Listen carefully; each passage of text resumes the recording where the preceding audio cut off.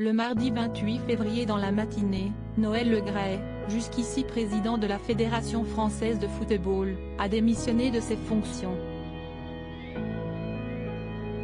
Peu après, son avocat, Thierry Marambert, a annoncé vouloir poursuivre Amélie Oudéa-Castéra en diffamation, comme nous l'apprend le Huffington Post.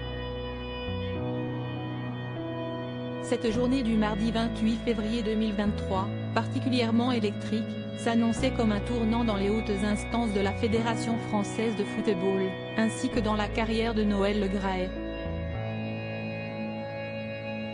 Ce dernier, jusqu'ici à la tête de la FFF, avait convoqué un comité exécutif exceptionnel à sa demande, au cours duquel l'ancien maire de Guingamp a annoncé sa démission.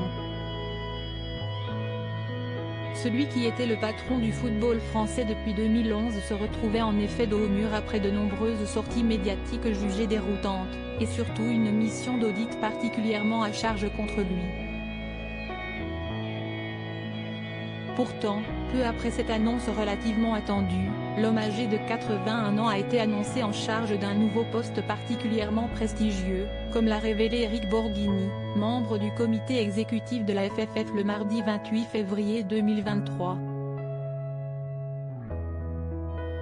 Nous allons la poursuivre en diffamation devant la Cour de justice de la République. Le président a été nommé à la FIFA par Gianni Infantino. Il va diriger le bureau de Paris. Il a été nommé en raison de ses compétences, son expertise et son expérience, apprenait-on contre toute attente. Personne ne peut nier que Noël Le Graët a une très grande expertise en matière de football.